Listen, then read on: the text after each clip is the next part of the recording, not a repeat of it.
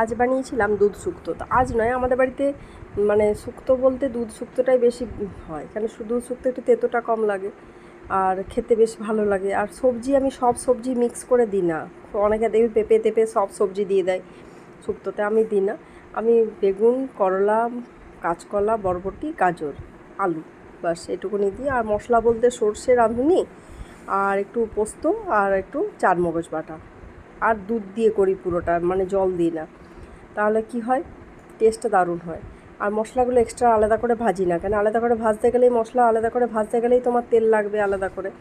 তাই যত তেল কম খাওয়া যায় ততই ভালো।